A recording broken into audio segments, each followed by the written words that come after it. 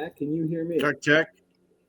I can hear both of you. Bill, you're a little low. Okay, let's see Yeah, what's going on. Yeah, I can this I is, can hear you. It not doesn't what I sound was like you're on your hoping good for. mic. Okay, let's do some stuff. Technical difficulties. Yes. Okay. Let's check on this. You're not muted. Just making sure. Yep. But you're not muted. So let's go to the next thing in the troubleshooting list of things to check on. Okay. Says my mic's working, and I just adjusted the volume of my mic up just in case. But I can hear me. Through SpeakPipe. Okay, so I mean, we can hear you, Bill. That's not the problem. It's just it's not as like loud as you normally come across. Is all. What Matt's saying. I'm decent at lip reading, but not amazing at it. This is not what we had been planning. I promise. I'd have to drop in and drop back Oh, hold out. on. You know what? Hold on, Bill. Top.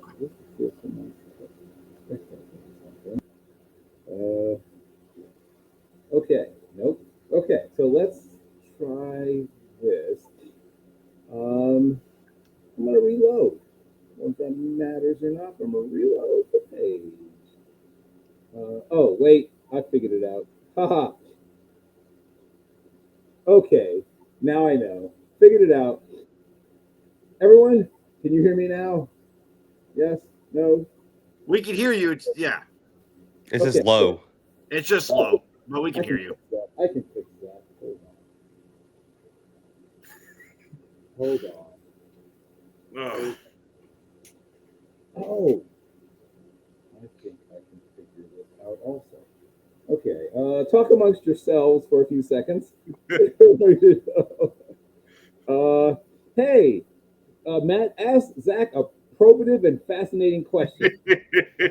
All right, Zach. So while he does that, let's go ahead and talk about what's going on. Let's go ahead and talk about the coaching cycle really quickly. As we know, Virginia Tech just hired their first, their head coach who's taken over, which we don't see often happen in middle season, the new head coach taking over their program.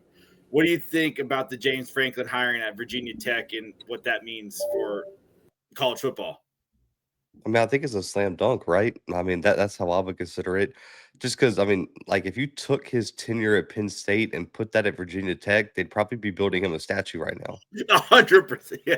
And so the expectation is different. And I don't know if you saw today, there was announced there's a ton of elite Penn State recruits going to the Virginia Tech game this weekend.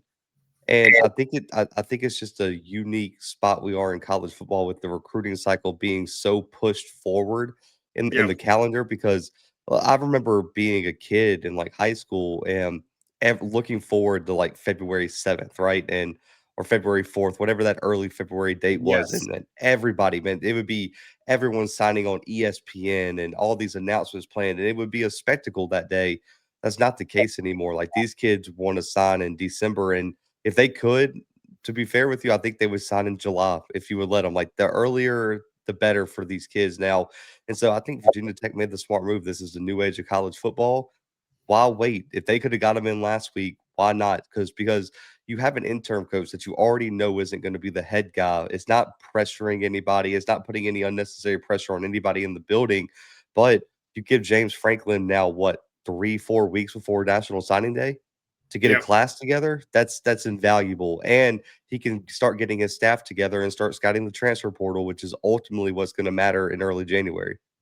Yeah, I definitely think that. I think this is going to be the new thing we're going to see in college football is coaches getting fired mid-season and teams trying to find the replacements. I mean, this is a rare case where a great head coach like James Franklin is fired and you can hire him, and you can't, there's always great coaches sitting out there or good coaches that could help these programs sitting out there. There's still a long list we give out every week of coaches that could come back. It's you got all these coaches at other programs or offensive coordinators or coaches at smaller schools that can't leave in the right now in the middle of the season like this. But I could definitely see Billy Napier get another shot somewhere and the team trying to bring him in, or obviously now teams out there calling Brian Kelly and trying to do the same thing that Virginia Tech is doing and setting this up, because now if you haven't been to Blacksburg on a night game for Enter the Sandman, that is one of the craziest things you'll ever experience in college football history. You have to. If you're a college football fan, that's an atmosphere you have to. Bill, you're talking, but we don't even hear you now, Bill. We can't hear you. Yeah. But yeah, so Bill, James Franklin saying we need everybody to come out and show out this weekend. They're going to. I can guarantee you, I lived in Blacksburg for 5 years. I can guarantee you Blacksburg and Virginia Tech is excited. That stadium this weekend at Blacksburg at Lane Stadium is going to be packed, and it's going to be crazy, and it's going to sell all these recruits that decommitted from Penn State when James got fired, and now that are even committed kids who are coming down. Virginia Tech is going to have a very good month of November and December. Yep. Yes. Yes. Okay. And you sound better. There it is. Yes. So I had to switch around. It's funny, like laptops are made now with fewer and fewer USB ports as you need more USB ports. I don't know who's in charge, but if you're a person who like runs a company that makes laptops, I can remember when you used to be able to buy a laptop with like a row of USB ports, right? Back like maybe 7, 8 years ago when I needed like 2 or 3. Now that I need like 5, they've got 2. Well, you can always get those extenders now. Yeah, right. So one of them died on me. One of them went bad on me. Luckily, I keep extras, so I had to do some, Mario Andretti's pit crew swap it real quick and then get back out on the road course.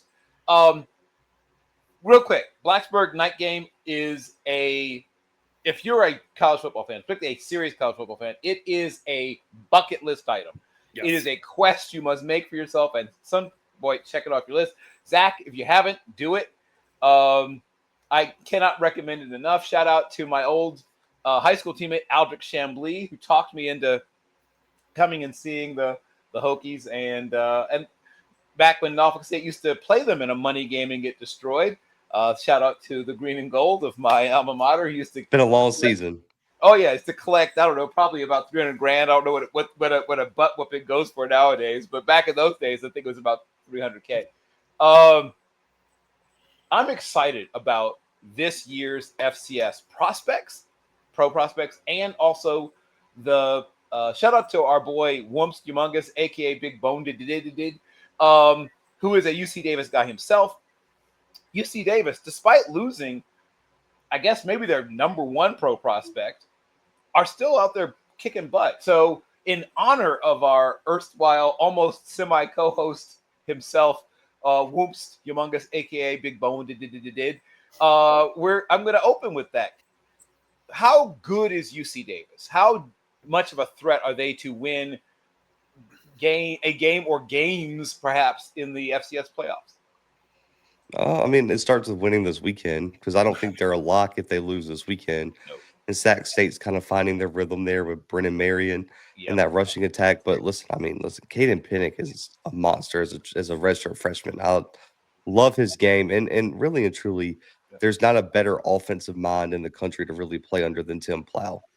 If you took what Tim Plow does and put it at P4, people would be putting him up with Lane Kiffin as one of the best offensive minds in college football. It's just because he does it at UC Davis, it doesn't get the attention. If you sit down and you're a real X's and O's football guy and you watch some of the concepts that he runs, it's unbelievable. Like, he's the only coach in college football today that's still running 14 personnel and finds a way to make it work for a spread offense where they're going to pass to all 4 tight ends on the field. And I don't understand how he does it. He's so creative. He's so and I think you need that in college football today. But what's really hurt them, Bill, injuries. They're missing their All-American safety for the rest of the year, and Rex Connors. Porter Connors is out for the year. They lose their backup breakout freshman running back for the year now. Injuries are just starting to pile up. And listen, at the FCS level, it's so much harder to build that layered depth, because up until recently, you don't have as many scholarships. And let's just be honest, Bill, we know this.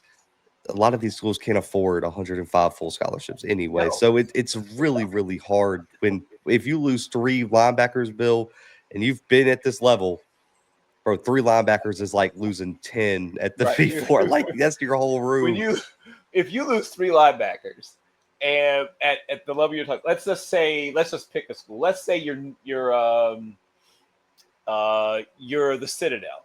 If you use your 3 top linebackers at this point, you're trotting out guys that you were hoping to redshirt. You're trotting out special teamers. You're telling some of your bigger safeties to eat more or you make those DNs run a few extra sprints at the end of the practice to lean them up, to put them at Mike. I mean, so that's what we're talking about. So I do think UC Davis having the Causeway Classic this weekend against Sac State at home is huge. They win that game, they're in. They're probably a top 16 seed. I like their chances to win. The problem is, though, Bill, we know that obviously now with the playoffs, you have the top 8 seeds that get a bye week. Then 9 through 16 are seeded.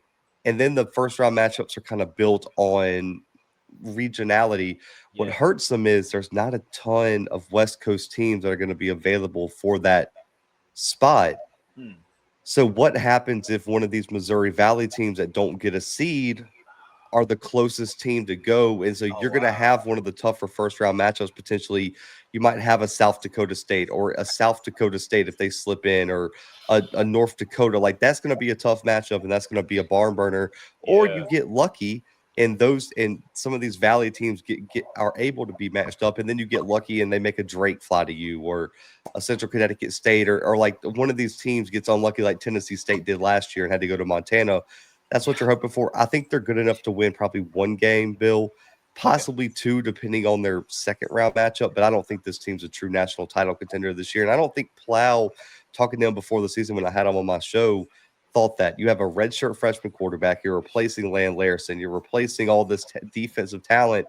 This is what the year they were going to win the Natty. I think, but where UC Davis is positioned best, though, Bill, you have a redshirt freshman quarterback in Kanan Pinnock, who you recruited out of high school, 3-star kid, local kid. I actually don't think he's going to transfer. Why would you? Why would you want to leave that scheme and leave your hometown to go play anywhere else? From the sources I've talked to, he might actually stay at UC Davis, and if he can spend multiple years in the system, I think UC Davis is looking long term with this build. Okay. And that's an interesting point, because there will be a bit of a bidding war, as you might well imagine. And I mean, it is something. You lose Larison, you lose Connors, who are the two. I mean, when you open, anything you read preseason about UC Davis, those are the 2 names they led with. It is a tribute to the staff and Tim Plow, the work they've done. And you mentioned offensive brains, right? This is the offensive brain bowl, right? You've got Brendan Marion on one side, Tim Plow on the other, both of whom are guys that there are a bunch of P4 schools that would at least give them OC invitations to interview, and maybe some G5 schools that would bring them in to be, coaching campaign. Oregon State, right? Oregon State, I think, talks to both of them already, from what the reporting has been. And they should, quite frankly. Yeah. That's actually not a bad move. Oregon State is, I mean, it's funny because obviously for 100 and something years, they were a quote unquote big time program, and they're in a very weird situation. I don't know what the future holds for Oregon State, because they have some name recognition, but they're in a strange part of the country. If you've been to Corvallis, you know what I'm talking about. It's a difficult place just to get to, right? Like, try to book a flight from, where do you live, Zach? Mobile. Okay. It's hard to get anywhere from here.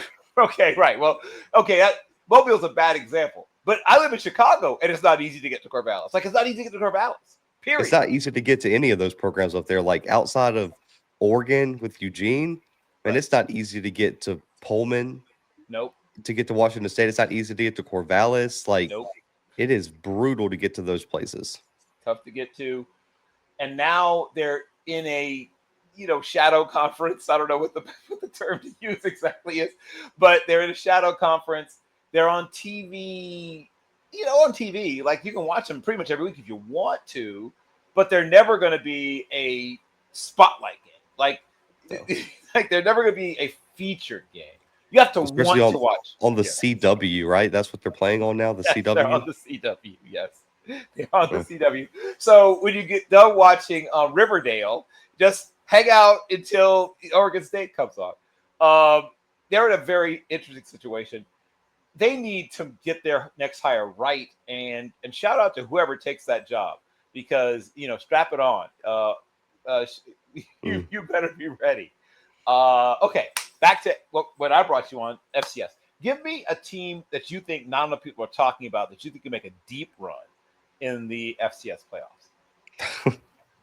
Oh, that's $1 million question, because it's going to come down to the helmet you see to my top. I guess this would be my right or left, depending on how the cameras flip, with the yellow helmet up there. Yep. I just, and then the helmet right above me, like on this side, with the Montana State one too. So Yep. I mean, it's going to be tough. I'll say this: I think Tennessee Tech's been playing so well. Bobby Wilder has done a ridiculous job with the rebuild that he's done with Tennessee Tech. To have that team undefeated and possibly winning the championship this weekend over UT Martin, ending there. I think they've won 5 in a row now of OVC Big South titles, and for Tennessee Tech to potentially be a top 5 seed is insane. I think Lehigh, who has a chance to finish undefeated against Lafayette this weekend in the longest played rivalry in college football, would be huge. That defense is elite, man. You want to talk NFL prospects? The fact that Lehigh has so many dudes on that team is insane, that Lehigh's out recruiting people in the Northeast like that. But I think Tarleton, like if you're looking for a team that can push toward the top, that I think people are maybe overlooking a bit. It's this Tarleton State team. Gabalis is great. They nailed all their evals in terms of transfer wide receivers. They got some D2 transfers that are playing well on the defensive side of the ball. They got a ton of experience coming back, and they're smacking people when they're locked in. They've had to overcome a ton of injuries. Trey Page is out for the season now. He was on track to be a freshman All-American, a kid out of Georgia that they landed. But, man, they get back Tylen Hines, who was the Hawaii transfer who went down week 0. They just check all the boxes, man, for a Southern team that's built to make a deep run. So those would be some of the teams I think you could point at. Yeah. I think the Tennessee Tech thing is so interesting because, and maybe I'm remembering this wrongly, but I feel like maybe 12 to 15 years ago, and maybe I'm wrong, they were exploring like down classifying. Am I remembering this incorrectly? Okay, I thought at one point, yeah, they were like thinking about moving down, and now they've become a full-on powerhouse. I love it. I love that when that happens, when a program that was sort of on the brink, had its 1 foot on the exit from FCS, now has become a powerhouse program with 2 or 3, as you like to say, dudes, 2 or 3 guys that like, oh, okay. And some of them, if they're underclassmen, they may have to kind of fend off, the circling predators. But yeah, they've got some guys. Is there a team, I guess, sort of the reverse question, that people think is a legit national championship contender that you think is vulnerable, that you think isn't quite as buttoned up as people think? I mean, because a lot of the fans only think it's going to come down to those 3 teams. I guess if you're looking for a top 8 seed, I don't believe in.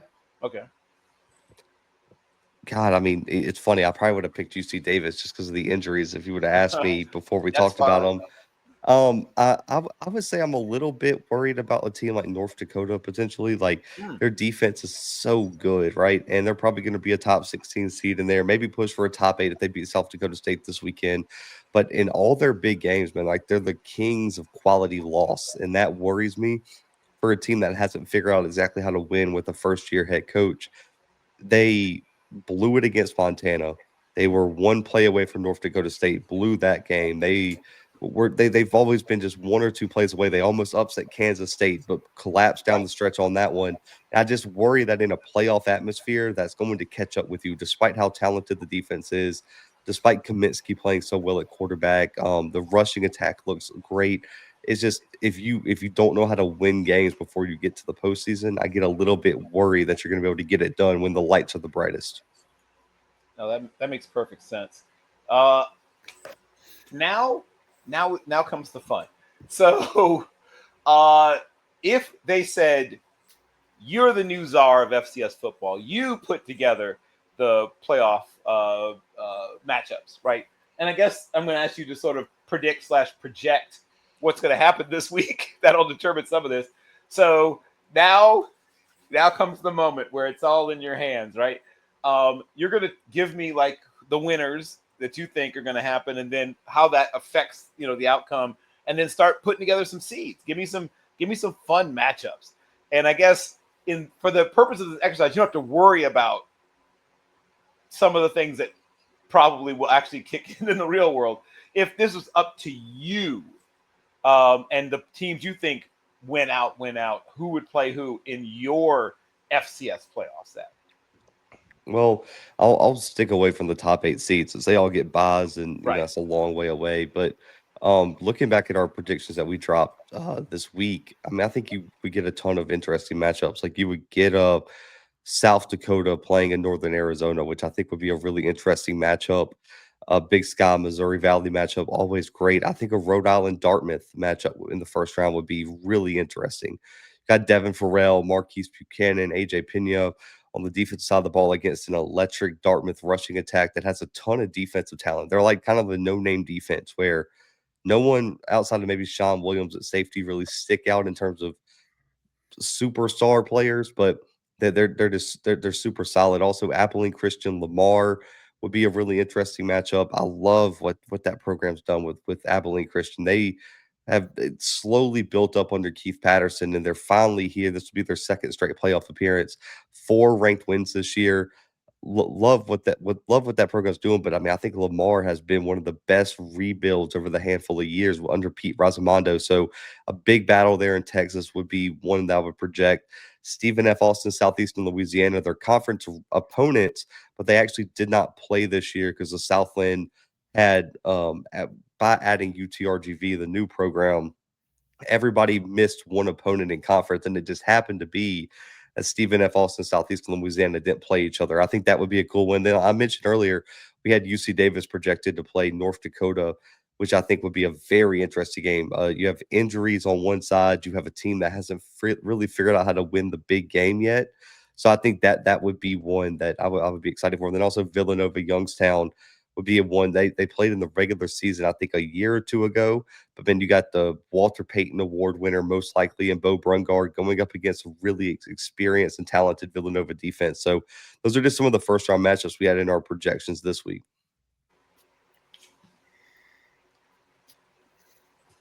My last question before I open it back up. If you're looking at once we get into the next round, right? We get through the initial round. Picking upsets is difficult. It's one of the hardest things to do. But once we get through the initial round, we get to the next round, those teams that sat and watched are now involved. Is there a team that was outside of the top that you think gets a win, and then they can face one of the teams that's in that top 8 and could pull an upset? So out of all the teams I just mentioned, like who could go to the second round and pull off an upset? Yes, exactly, and get another win. Yep. I mean, I think I do think it'd be an interesting matchup. Rhode Island, Harvard, or even Dartmouth, Harvard. Harvard handled Dartmouth in the regular season, but Rhode Island has the offense and the quarterback experience there with Devin Farrell to go toe to toe with Jaden Craig. So I think that would be a really interesting matchup. I would a little bit worry about the turnover issues there for Farrell against a really good secondary for Harvard. Monmouth Mercer in the second round would be electric, man. I mean, Braden Atkinson, and if Derek Robinson is truly coming back during the playoffs, and sign me up for that madness. I mean, come on. And then who wouldn't want to see Youngstown, North Dakota State again? They had them on the ropes in Fargo a few weeks ago. Yeah. If Bro Bungard brings his A game, I mean, that could be a game that would be insane. I mean, you talk about shaking up the national picture, letting North Dakota State lose in the second round to a Youngstown State, and chaos would ensue from that. And then also, too, I mean, Tarleton, Stephen F. Austin would be a heck of a matchup. A bunch of two Texas teams haven't played, be the battle of the purple teams, I guess, if you wanted to call it that. But you would have Sam Vidlak, Victor Cabales. You would have two really good defenses. So I mean, I think this year's playoffs in the first 2 rounds, you get a ton of blowouts, and there'll be your obvious blowouts. Like Drake will be in there. Central Connecticut State probably isn't going to push nobody. But like you look at the rest of these first and second round matchups, you can have some dog fights in the first 2 rounds. So I think this is probably some of the most parity we've had in the first 2 rounds, projecting ahead than we've had in a long time at the FCS level. Yeah, no, I'm inclined to agree with you. I think this would be more fun. It's not a year where you say it's North Dakota State versus so and so, and you're right, like 80-something% of the time. Oh, maybe Montana State breaks through. Like, it's not going to be that easy this year. I like that. It's not going to be that easy, that predictable this year. The coaching carousel is not as intense at the FCS level. Let me rephrase that. Isn't as intensely followed. Are there any coaches that you think might get either pulled up, right, plucked from, FCS and pulled up to? We already talked about that. Oregon State has at least had contact with 2 of the coaches we just discussed, in Tim Plow and Brendan Marion, who are very deserving candidates. Outside of those 2, we've already talked about. Oh, let me check with Matt. Matt, I'm here. Matt. Oh, okay. Before I completely monopolize, did you have any questions for you Seth? guys? I'm a poker at the casino host here with the cards. Okay. I'm out. Okay. FCS is not my thing. It's cool to listen to you guys, but I could maybe talk a little bit about D2, but FCS I just don't follow. Okay. So, you guys, I love listening to it because you guys know what you're talking about, but like to talk about schools and the kids and who's good. North Dakota State, I got it. Well, that's the great news, is that it's not just North Dakota State, that things are changing. Just like it's not just Alabama or it's not just Georgia, at the FBS level. I think on both sides, we're going to have just a little sprinkling of chaos, which I love, frankly. I love a little sprinkling of chaos. So, coaches get poached, or whatever term, selected, pick a term, every year, obviously.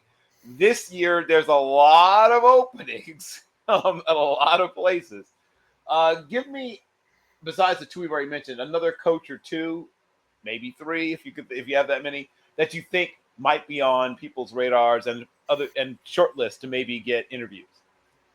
Yeah, I think Vegan, obviously at Montana State, Yep, would be one that probably gets the interview. I mean, what he's done, especially if he leads Montana State to a national title this year, be a breakthrough year for him. I know there was some interest last year with a few open jobs, but obviously he wanted to stay locked in during his run to the national championship game. I think Polisek and North Dakota State as well. Why wouldn't he get any interest? What he's done, you've seen Chris Kleiman have an impact. I think Matt Ince is doing a pretty good job over there. Where is he? At Fresno State, I think. So I think it's proven Jason X having success at New Mexico or New Mexico State, wherever he is. So those would be the main 2. I think if you look outside of that, I mean, I don't know. I would like to see Trey Oliver get a shot. We'll see. I know it wasn't a great season for North Carolina Central, but still, he's got the track record of he's built a winner and he knows what it takes to build a winning program. So he would be someone I would look at potentially as well. Also, Kilo, that Incarnate Word program. It wasn't a great year for them, but man, that program gets poached all the time for head coaches. They're looking for the next up and comer in the state of Texas. And even though it's only been a year, Tremaine Jackson at PV, they win the SWAC West year 1. He's went to a national title at Valdosta State. That Valdosta job is such a springboard for people's career, and I wouldn't be surprised to see Tremaine Jackson be the next one to elevate even further. Got it. I believe we've also been joined by our next guest. Let me just double check to see if Jeff has joined us. Jeffrey, yep. So, this is one of my favorite things to do. There he is, the man himself, Jeffrey Van. I think the 2 of you may have run into each other probably on one of my shows in the past. If not, the best of the best when it comes to ACC football and basketball and probably baseball too, I guess. Jeffrey Van. And then this is Zach McKinnell, who is the king of FCS football. So, and both of you are in the top 5 of our FOTS Friends of the Show ranking. So congratulations. You guys are holding on to top 5 rankings. So before I go further with Jeffrey, I think one thing that's fascinating is because of the player empowerment, player movement, and whatever. And now that North Dakota State and some other FCS programs have started to get more traction, more attention, we see that, I mean, Bryce Lance could have gone a bunch of places, right? He could have gone a bunch of places. He chose to follow his brother to NDSU, but I know he had, 4 or 5 Power 4 offers.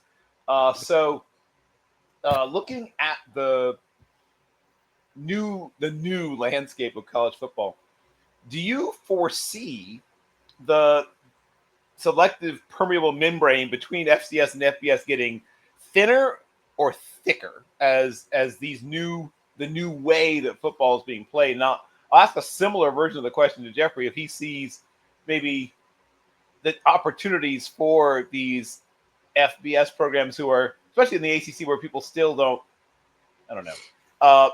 I don't think have the proper level of respect for what they do. If being cheek by jowl with some powerhouse FCS programs that share, locations, share states with, the schools in Carolina, the schools in South Carolina, in both Carolinas have good FCS programs. Florida, sort of down year for the FCS programs in Florida this year. But back to the question I was asking. Do you think that things continue to get sort of closer together, where there's less and less of a sense of separation between the two, or do you think that the dividing line widens? I mean, I don't think anyone's catching up to the P4. Sure. I think that's its own world, but I don't think there's much separation between the FCS and G5, and there hasn't been for a long time. And I think that gets short. I think that gets closer and closer, really and truly.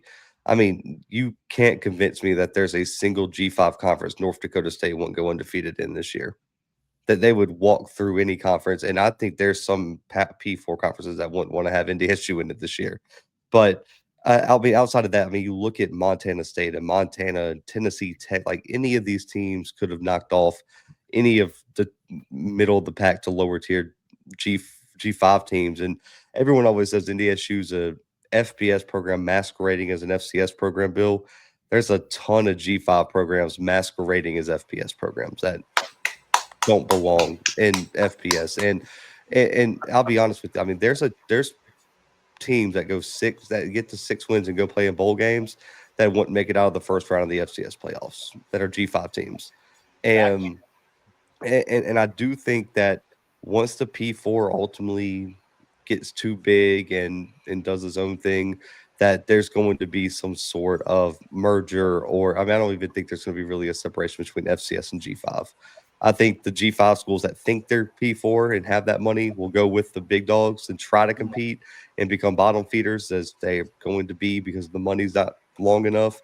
And the rest of them are going to wind right back up into what the old FCS used to be, which is the second tier of FBS. So I don't think there's a separation between G5 and FCS, but the P4 is its own ball game. And I don't even think I think the separation between them and G5 is getting bigger.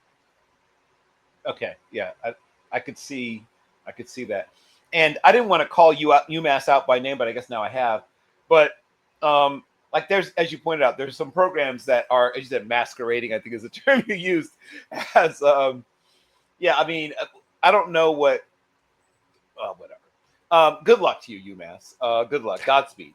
But Jeffrey, so since we have an FCS expert with us, and there are some impact FCS transfers who showed up in the ACC, as you well know, and probably more to come in the future. I guess the same question to you. Do you think the selectively permeable membrane between the two levels continues to get thinner, or do you think it reverses and then begins to go in the other direction?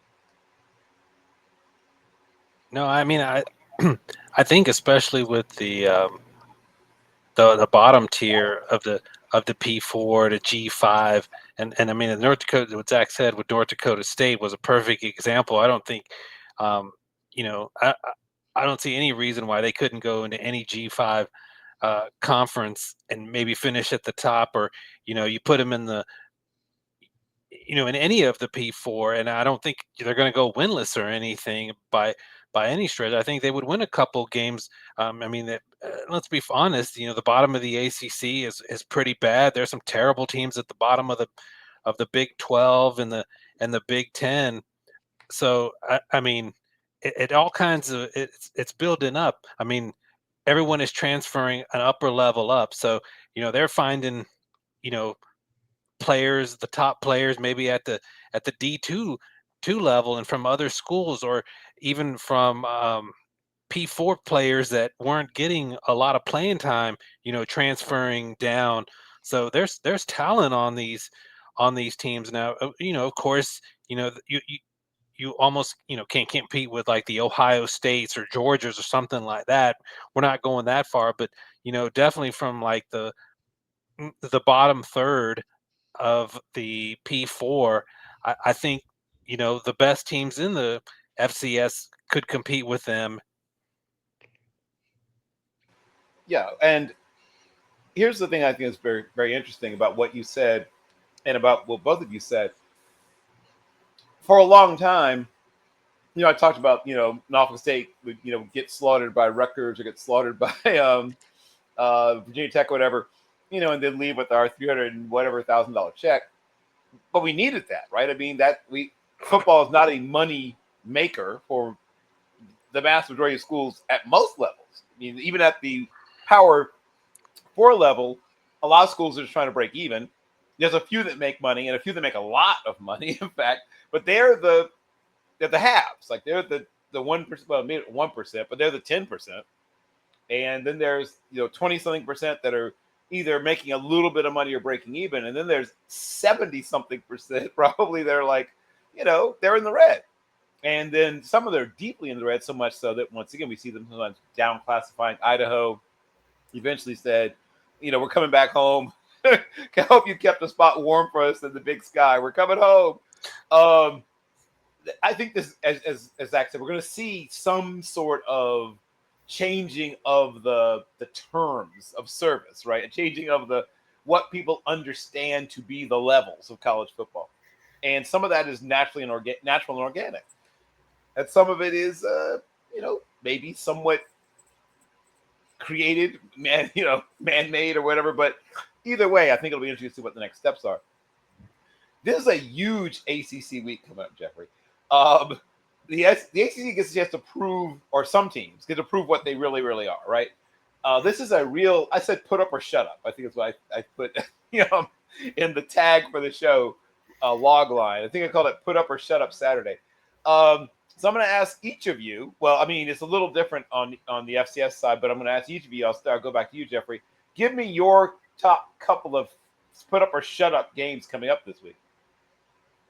I mean, you definitely got to start in Atlanta, Georgia, with Georgia Tech and Pittsburgh in that one.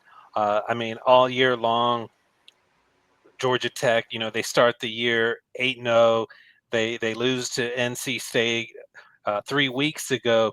And, they go on the road to Boston College, and a lot of people are thinking, okay, that defensive performance against NC State, they got a bye week. They're going to try to get things right for the stretch run. And, they make Boston College look like the Kansas City Chiefs. They're just going up and down the field, and they had to be bailed out by Haynes King in that game. And, there's been a lot of good press for Georgia Tech all year. I think people really want to believe in them. You're never going to have a better opportunity for that program to really make a statement and have a chance to win an ACC title than what they do now. It's time to go out there and prove it. They've got senior night, 26 or 27 seniors on that team, sold out crowd at Bobby Dodd. They've already announced it's a sellout, primetime ESPN. And you got a very dangerous Pitt team. I know they lost to Notre Dame last week, but Mason Heinschel was his first game. He really looked like a freshman. Here's a put up or shut up game, especially for Georgia Tech. This is your chance. Even what happens against Georgia later in the week, here's your chance to make a statement and get yourself into the ACC championship. Brent Key, is truly has that program turned around by winning that game. So, I mean, I'm really looking at Georgia Tech. That's a put up or shut up game for them. I mean, that is the game of the weekend in the Atlantic Coast Conference. There's a couple other games. You got SMU and Louisville playing. Louisville over the last couple weeks played themselves out of having a chance. That was a team that they had a put up or shut up opportunity against Cal and then against Clemson, and they didn't put up at all. They shut up. They got shut up, which was really disheartening. If you're a Louisville fan, you have 2 home games against unranked teams. You're coming off a win against Miami just a little while before that, and you think, hey, this is a team that can make a run to end the season, and then they lost 2 games like that at home. So now SMU, who become big Pitt fans and also big Virginia Tech fans the week later against Virginia, they're still in the conversation to get to Charlotte. So Louisville had their put up or shut up chance and let it go. Now SMU has their chance to kind of say, hey, don't forget about us, because we're still mathematically alive in this race. And then the other team that I'm looking at a put up or shut up is Miami. They're up to 13 now in the college football poll. So they're within striking distance of that 10-11 ranking you need to get to have that at-large bid, and then close enough to where the head-to-head will actually factor in against Notre Dame. That's a whole nother thing I got an opinion on about what they said this weekend. Like, they're too far apart for the head-to-head to come into play. But okay, that's what the committee said. Okay, I gotta believe that's really, honestly, that was pretty much nonsense. Yes. But Miami's got to go out and look impressive. They did against NC State, 41-7, completely dominated that game. They're going on the road to Virginia Tech. They got to go there, and I mean, it is what it is these days. They got to go in there if they have an opportunity to win that game by 30, and they're sitting at the 5-yard line with another chance to put up a touchdown.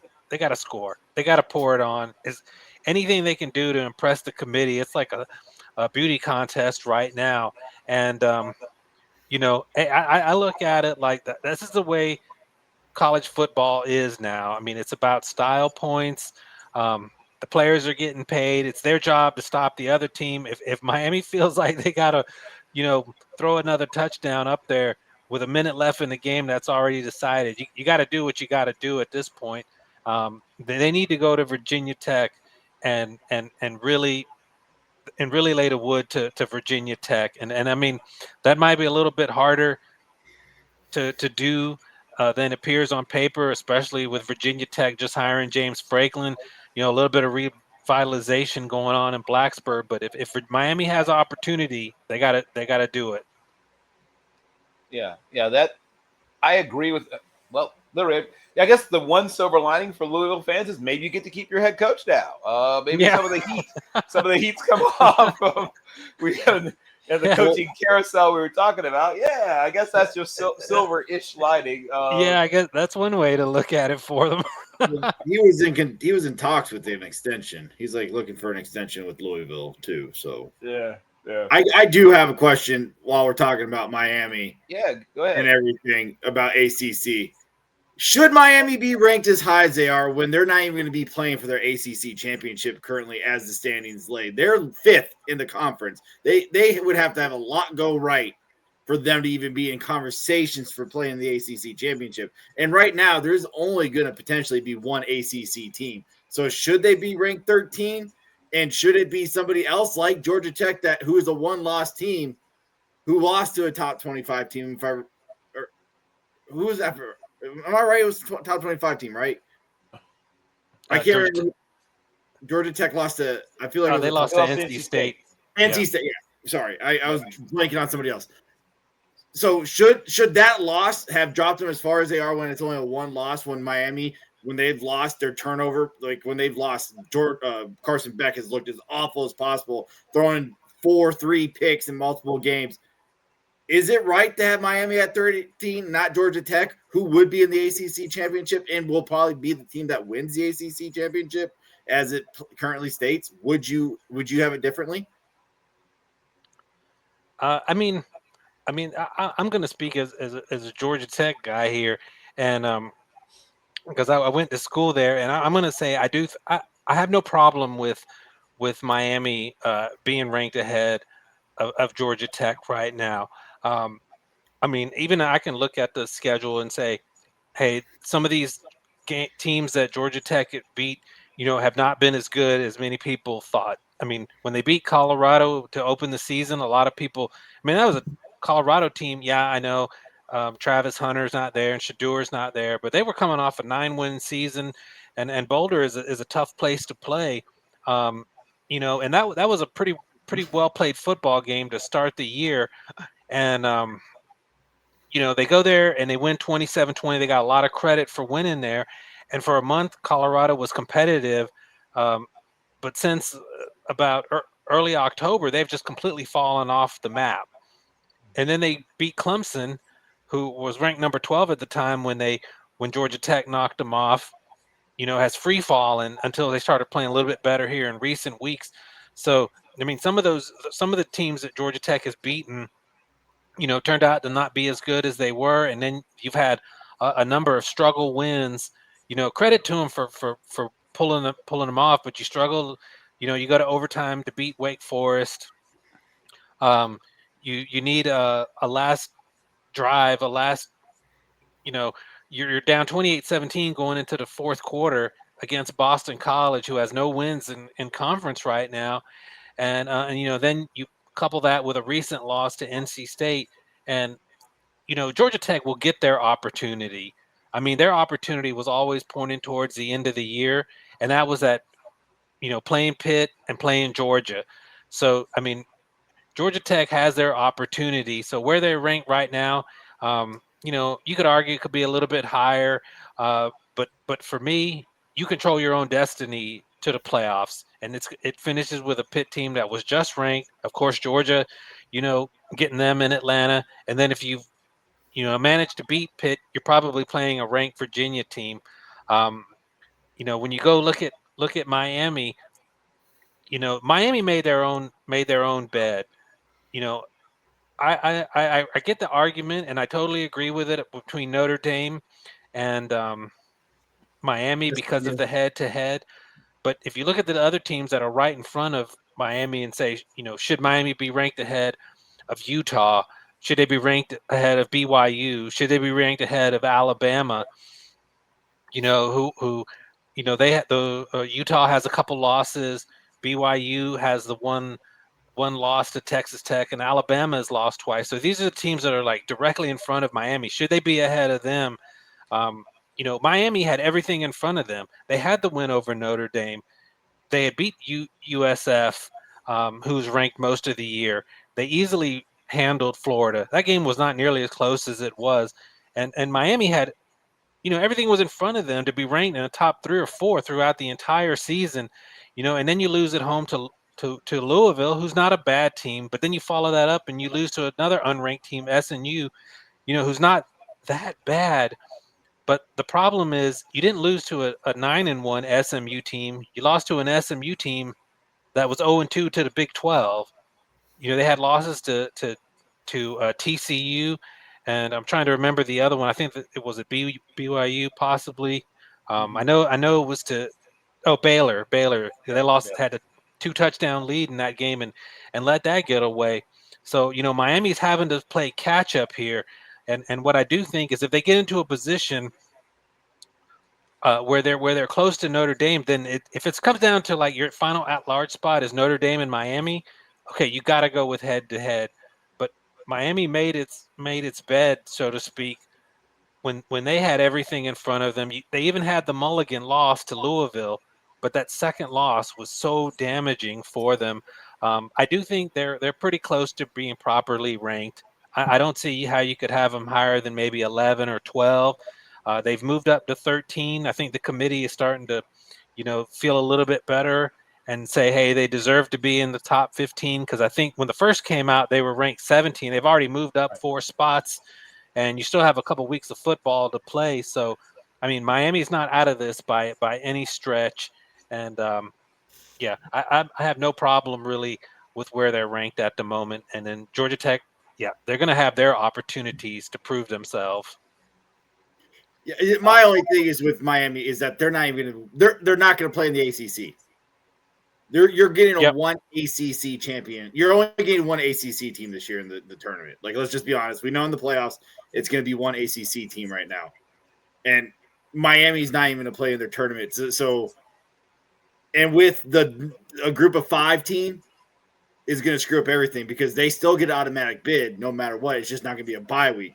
So who is going to be that group of 5 team right now that's going to get into the playoffs? You could play there with Miami. Miami's, I think, the outside looking in because they're not going to play in the ACC championship as it currently stands. So they're not going to win and get that bid, and they're going to get pushed out currently ranked because of that group of 5 team. If it's going to be Navy, if it's going to be Memphis, whoever. I mean, it's most likely you can probably be American Conference team right now. I would imagine who's going to win and get in that group of 5. I have a problem. They have 2 bad, horrible losses. I think because their offense looked so bad. I mean, their defense kept them in that game, but if it wasn't, it would have been ugly losses if their defense wasn't at least somewhat competent. And honestly, I think this is going to be one of those games. They're not going to go into Virginia Tech when they're going to have that. I'm telling you right now. I went to Virginia Tech, North Carolina when Sam Howell came in opening week. And the students bombarded the stadium, and it was overcapacitated. And I'm telling you, that's what's going to happen this weekend with James Franklin in-house with all those recruits. They're going to open the floodgates. Virginia Tech is going to have an insane environment. And guess who's going to come up and show? Carson Beck with multiple turnovers, and Virginia Tech is going to be in that game. And it's either going to – I wouldn't be shocked if they upset. I'm not saying they are, but I'm just going to say it's going to be an ugly W for Miami in Blacksburg, and I wouldn't be shocked if Miami loses because it is Mario Cristobal too. Let's be honest. He is known for these. He has these losses. SMU is a good team, as you mentioned, and as is Louisville. He hasn't lost to a bad team yet, and he does it every year. This feels like that game because of all the momentum in Blacksburg with the James Franklin hiring. I know Zach has another time commitment, so I want to hit him with a final question, and then please tell us, Zach, where they can find your work and follow you. So I am, like you, also a draft guy, Zach, and every year I try to project how many FCF guys get drafted, and some guys got hurt and stuff. So that number has probably dropped a little bit, but of the guys that you have had a chance to dig into, give us sort of your over-under for FCS guys getting drafted. Oh, I mean, I think the number we're probably going to hit. I mean, especially if it depends on how you count it, right? If you're talking true FCS guys, the number is probably going to be somewhere between 6 to 10. Because a lot of outlets count grad transfers from the Ivy in the count because obviously they were developed in the FCS and they had to transfer because you can't redshirt in the Ivy League. Right. So if you're including those, I think probably about 12 would be about the max. But I mean, I'm looking at Cole Payton's going to get drafted. I don't know if you've got to watch the film yet, Bill. Jared Richardson is unbelievable at Penn out there at wide receiver. I mean, he is having a ridiculous year. I think Daniel Sopkowitz at Illinois State could be a late round guy.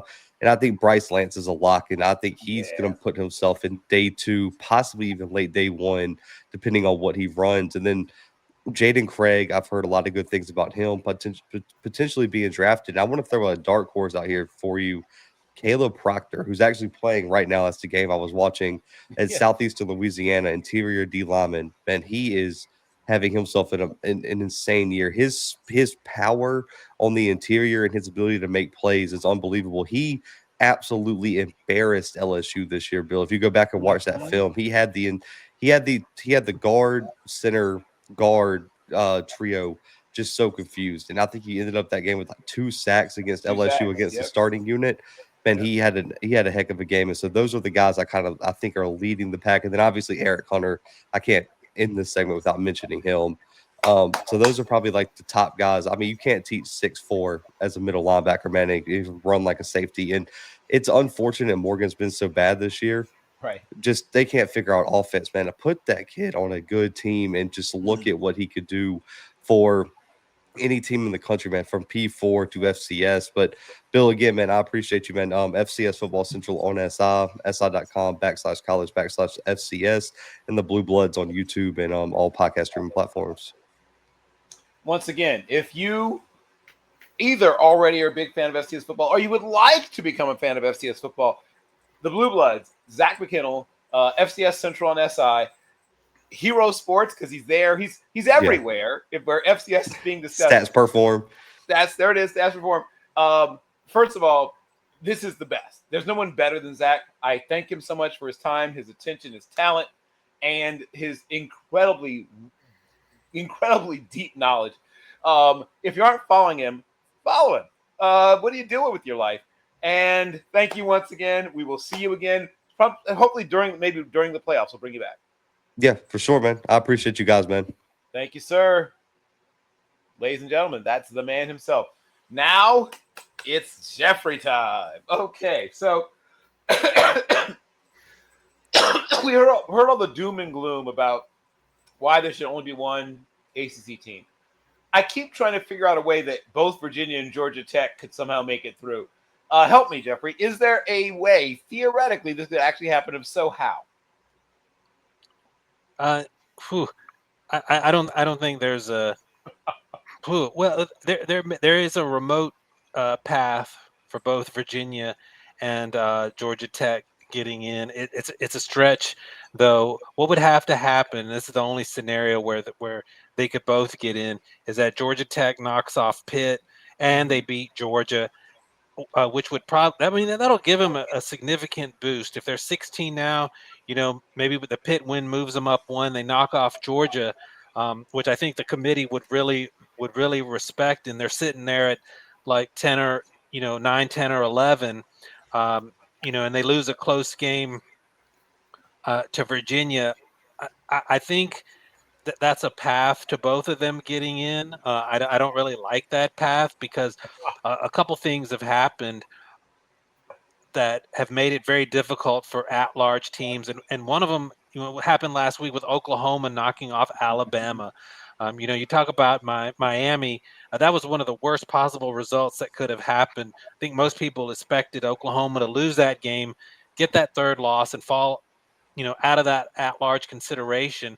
But what ended up happening is it pushed them deeply into the, at-large discussion. Of course, Alabama's not going to drop far enough to be out, and that literally took one spot away.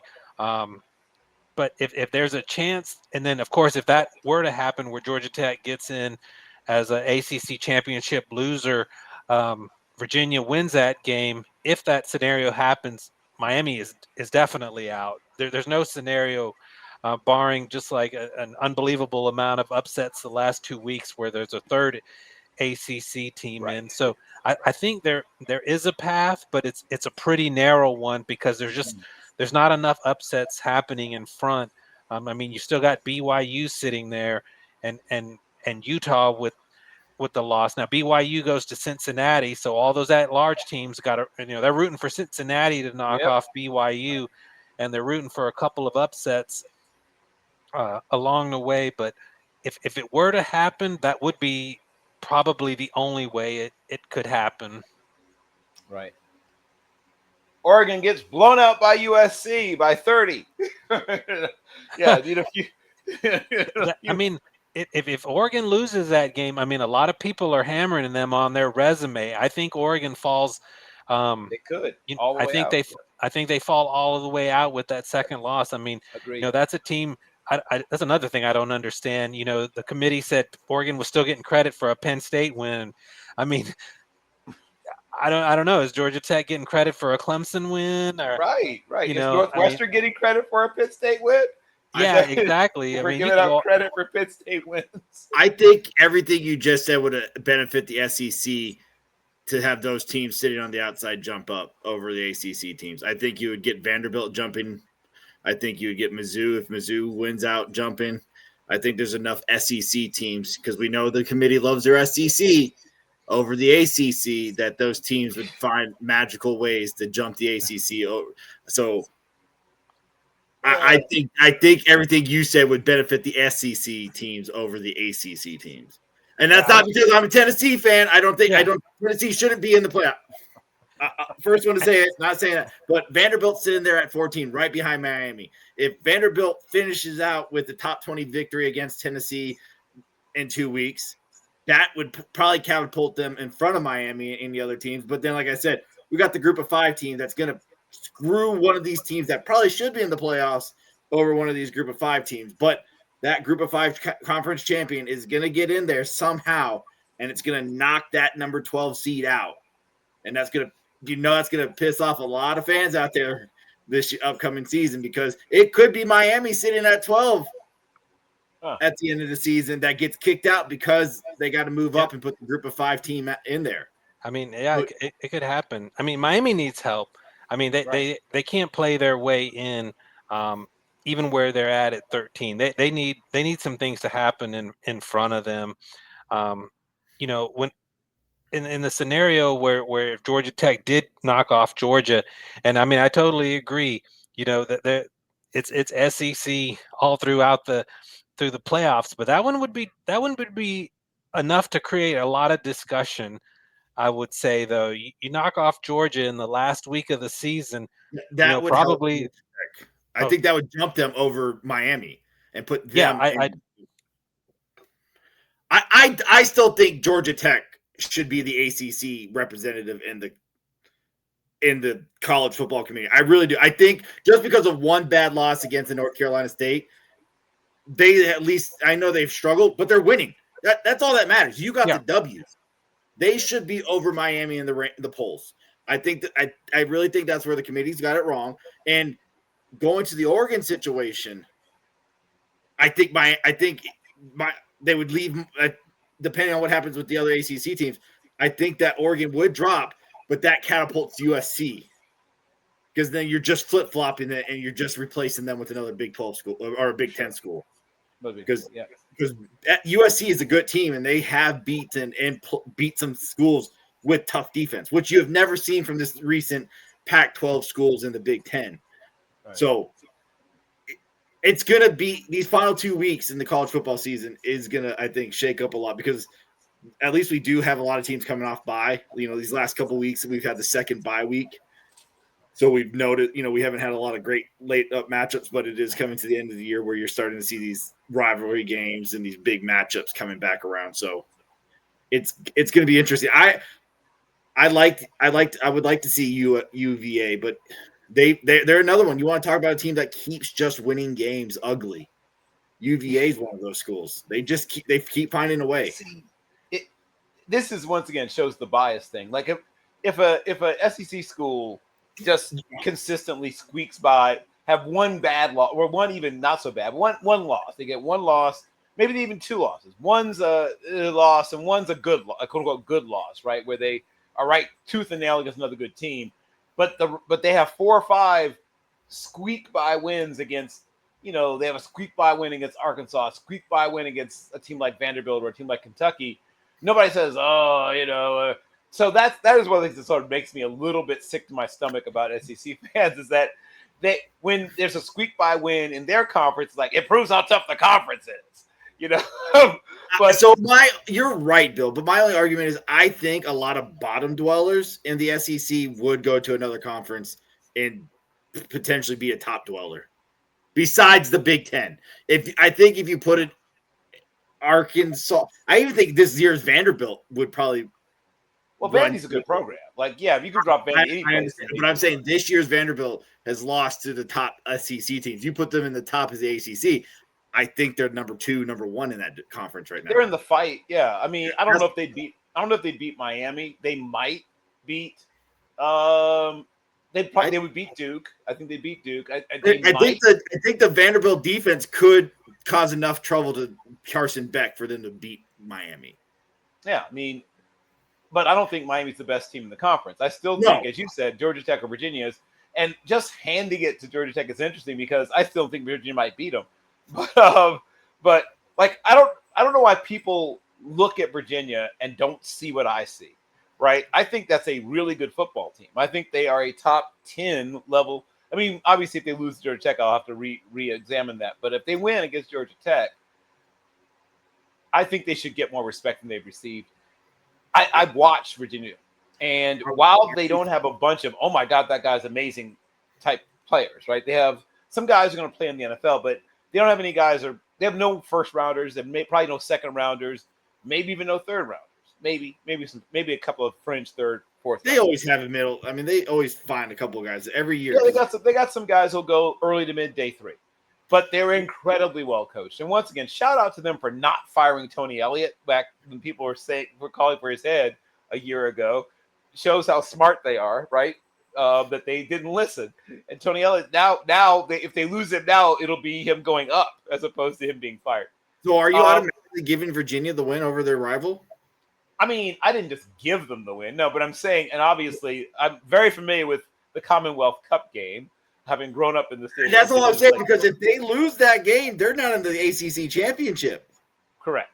I'm not saying that they should win that game this year. This should be the year. You know, we know how Virginia Tech has owned that cup. Yes. But like Georgia Tech is done. You know, they have an easy week this week in the ACC. And then, you know, they have Pitt. That's not easy, but you know, Pitt's a good team, yeah, but I think Pitt's Georgia a really Tech good football team. But I think you're talking about Pitt being a good team, Jeff. If they lose out, you're now talking about a 7-5 team. Does that hurt? You know, are the teams, or is the committee going to look at that as like, well, that was at one time, yeah, it was a top team, but now they've lost out 3 straight. You know, how do you view that? Like, I'm not trying to like talk down onto the ACC at all here, but I just know the committee. We all know how the committee is going to be biased. Yeah, we know how the committee is going to think, and you are trying to talk a little bit down on the ACC. I'm talking as the committee because we know what the committee is going to do. I sat there and watched ACC football because I lived in Virginia Tech, you know, right by Virginia Tech for 6 years. Right. Like I know ACC football. We've joked, and I do think this year at least they've put themselves back in that conversation. But I do think they are the number 3 Power 4, or you know, I think it's SEC, Big 10, ACC, and I think the Big 12 is that bottom. I am agreeing with you. They're the middle of the road teams. Like a team like NC State would win 8 or 9 games in the Big 12 this year. They're better. They're better than Kansas State. They're better than Kansas. Let me see who else. Big. I got to think. It'd be a good game. These conferences have changed so much. So it'd be a good game versus Baylor. That's a good. Oh man, I'd like to see them maybe in a bowl game. They can face each other because I like to see UCF. Yeah, I mean, are they better than UCF? Yeah, they'd beat UCF. Are they better than Miami? Or not Miami, Cincinnati? What do you think about that? Now that's another team that people are still sleeping on. Probably not. Cincinnati is much better than people think. I think there are certain teams that they don't watch. That's what I'm trying to say. They don't watch them often enough. Just trying to find in that level where would you put NC State if you? NC State would probably not beat Cincinnati, and they would definitely not beat the top teams. They wouldn't beat BYU. That would not happen, or Utah. But what about the Arizona teams? Oh, that would be good. I think it would split. I would have NC State like comparable to Baylor. Yeah, you know, that's why I said I want to see them face each other in a bowl game. Now I want to see that game.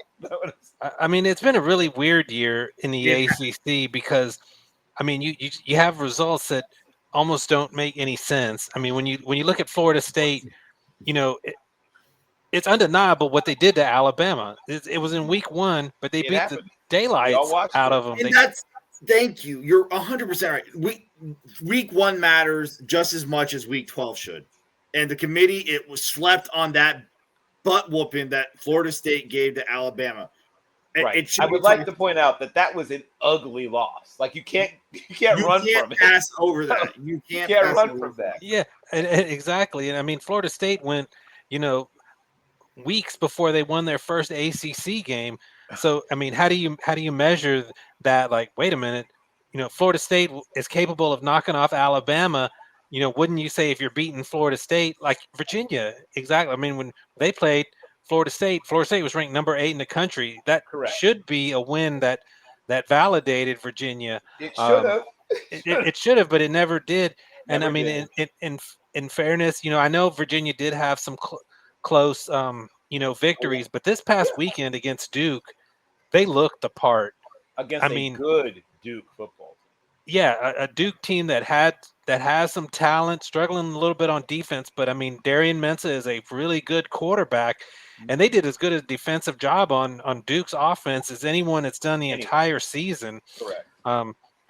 And I looked at Virginia and I'm like, hey, Georgia Tech needs to be doing this against Boston College, Right. and Louisville, not taking care of business. Virginia went out and took care of business, and that looked like a team that should be ranked in the top 12 or 13. Yes. And yeah, I would even say, let's go for it. If they win the Georgia Tech game and they aren't in the top 10, I don't know what you're supposed to do.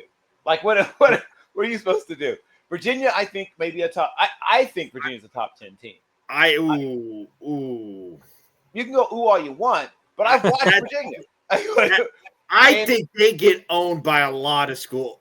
I think they get beat by all the top Big Tens in the SECs, hands down, not even questioned.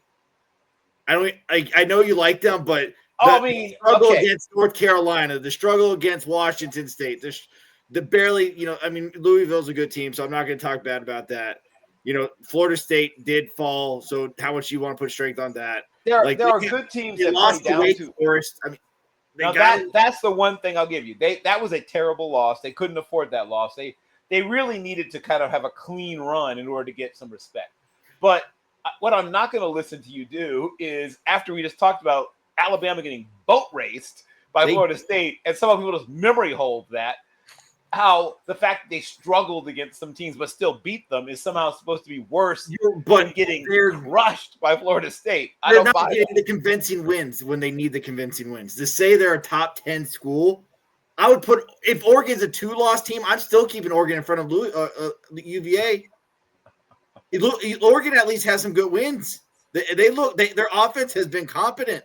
I mean, I know the worst thing about Oregon is the Penn State, struggling against that Penn State team. Uh-huh. That is an ugly win. So here's what I'll say. If they lose to Georgia Tech, I'll shut up about Virginia, right? I'll leave you alone. I won't bring them up again.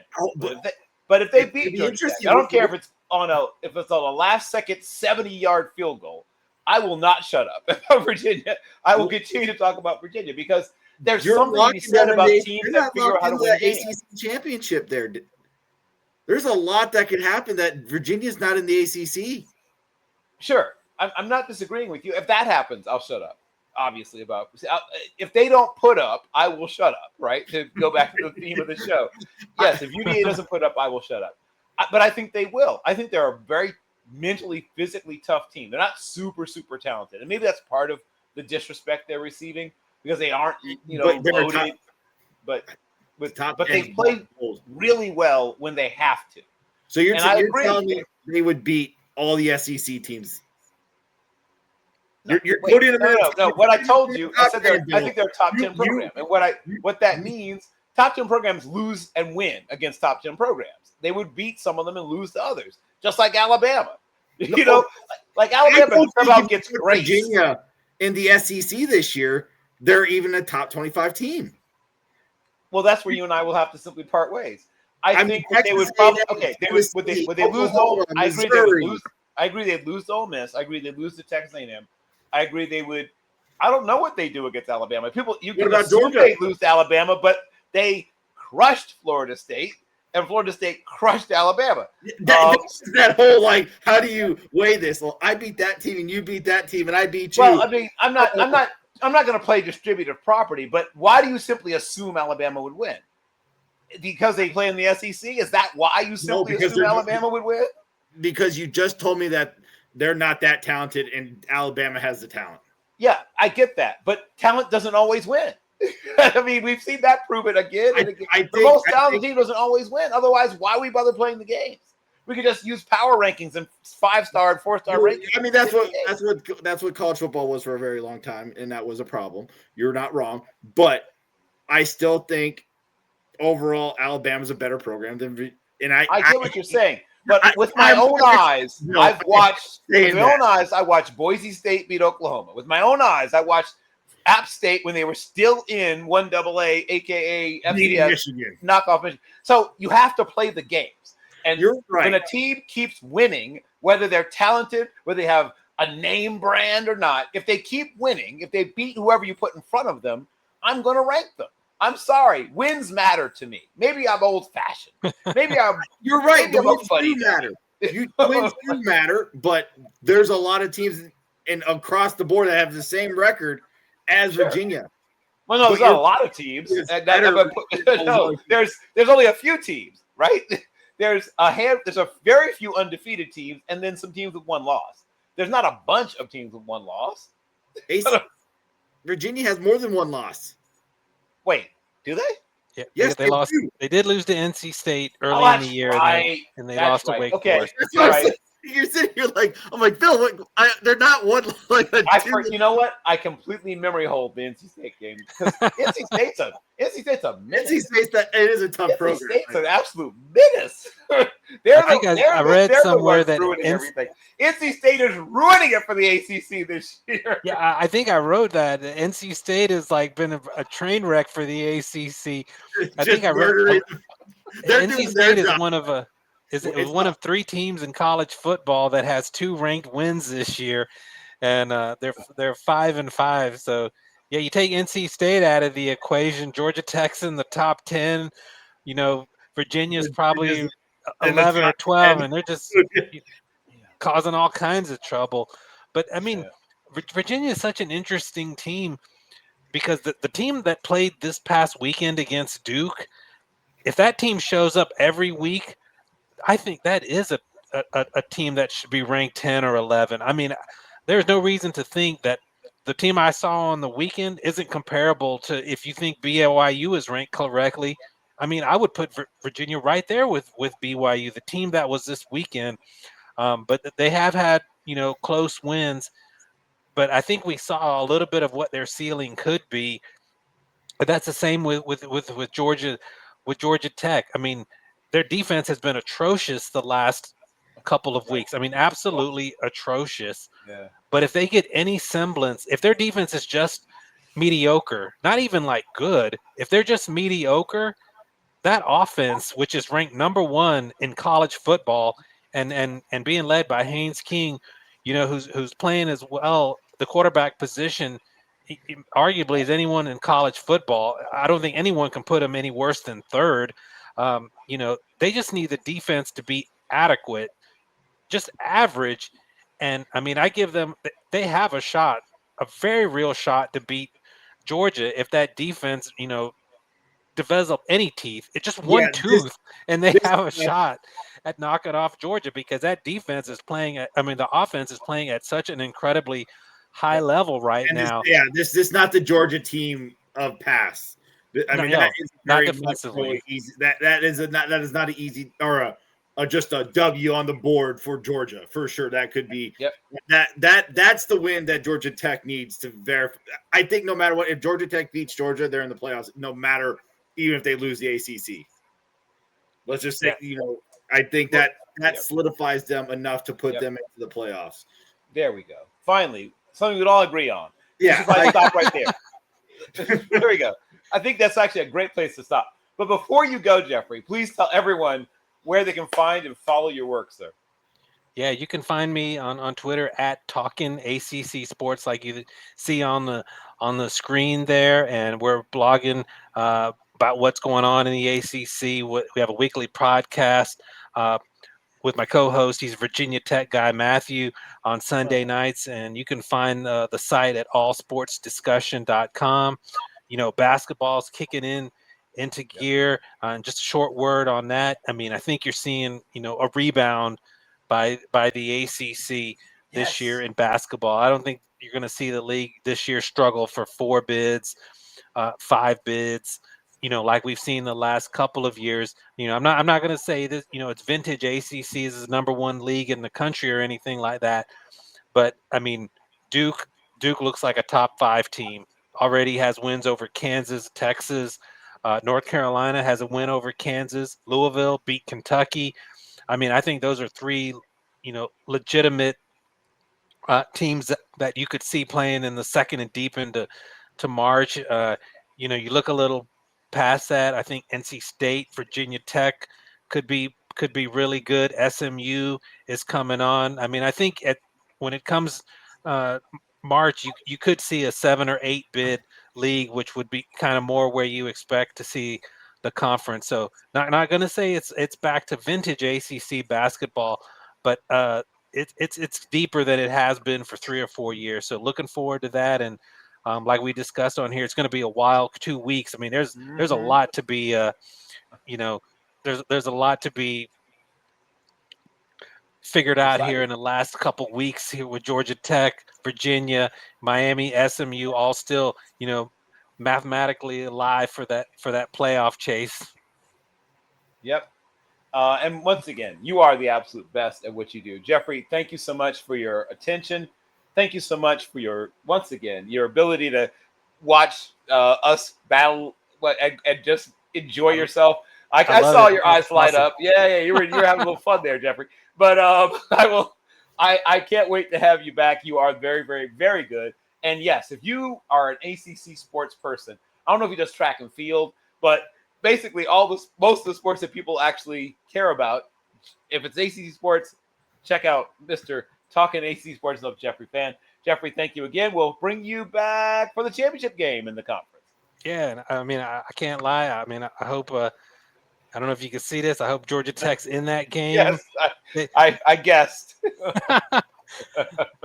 I mean, I love Pitt. You guys, they're great over there. But I mean, I hope that defense comes to play a little bit, and then you'll see Georgia Tech in Charlotte. If that defense is still a no-show, maybe Pitt finds itself because they still have we forgot about them. They only have 1 loss. There might be a pathway for them. That's right. Good point. Well, you know what? Right. A lot is once again, so I call it Put Up or Shut Up Saturday. Yes. And never shut up. You're the best. Come again, Jeffrey. You are always welcome. Thanks for having me. My pleasure.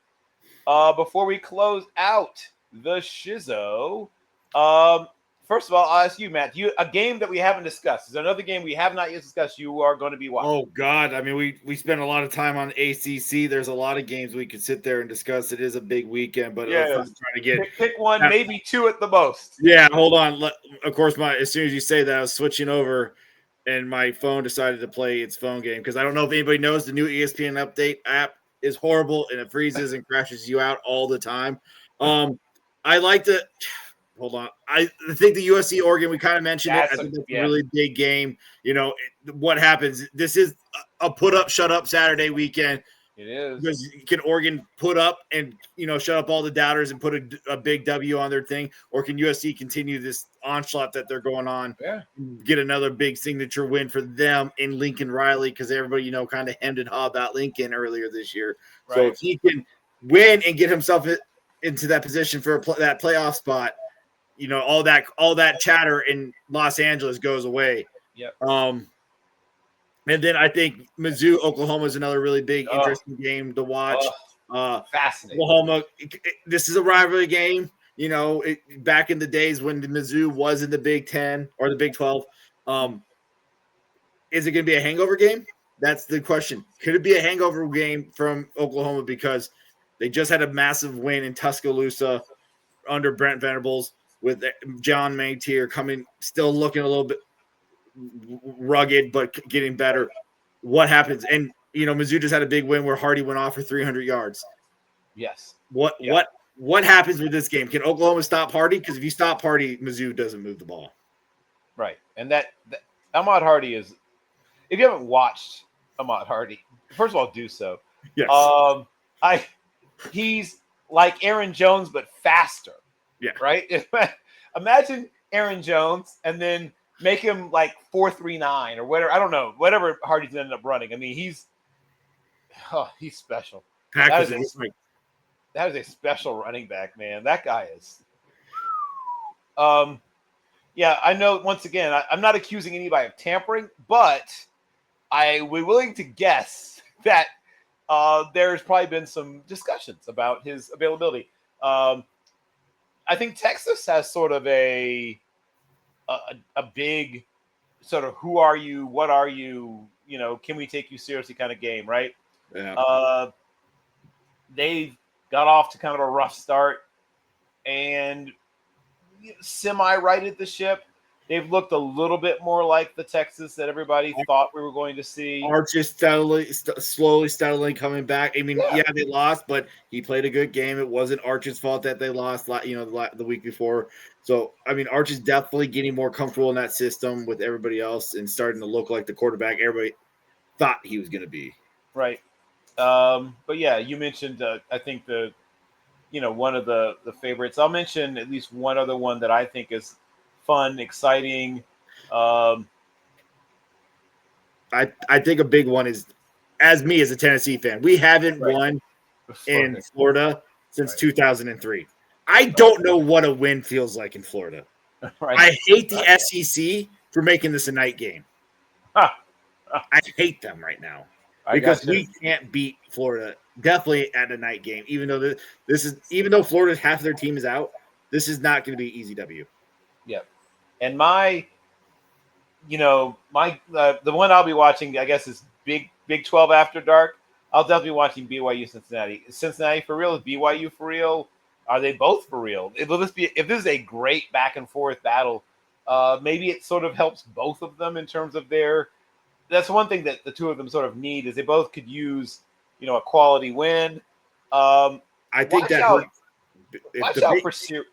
I was going to say real quick, watch out for Syracuse to give Notre Dame a little bit of trouble. Now, obviously, injuries have unmade this team. They aren't the team that I thought they might be. But we both love the Syracuse team coming into this year, and they just injuries just took them apart. You guys were talking earlier about FCS. Fran Brown is building something there. He lost a lot of great recruits to the NFL last year, and then you try to rebuild really quickly, and you just lose them all. You can't recover. They're not quite there yet. No. James Madison Dukes go up to Pullman to play Washington State. James Madison is ranked 22, and they're the better team, right? They were in the FBS not that long ago, but they are a much better franchise. Sorry, much better. I keep forgetting about James. They could be that group of five. I keep thinking American. I forget about James. I was pointing out this, and this would a convincing win over Washington State in Pullman, I think would help to burnish that resume. Once again, everybody, I want to first of all thank Zach again. If you care even a tiny bit about FCS football, you've got to be following. That's at the Blue Bloods. That's FCS Sports Central on SI, and of course Hero Sports, Stats, all that good Stats Inc., all that stuff. At Talking AC Sports, Jeffrey Van. Anything else you want to fire in there before we close this one out? No, I do. Everybody, one big thing, Michigan. The big news about Michigan wanting to potentially going independent. I think that's a big thing to look out for because these super conferences could just collapse on each other and everybody just be their own independent and then just make random schedules throughout the whole. Yeah, well, it'll be interesting in a couple of years. It's easier said than done because conferences aren't just about football, though, as long as we act like they are. But once again, we will definitely talk about it in the future. We are OUT out. See you next week. And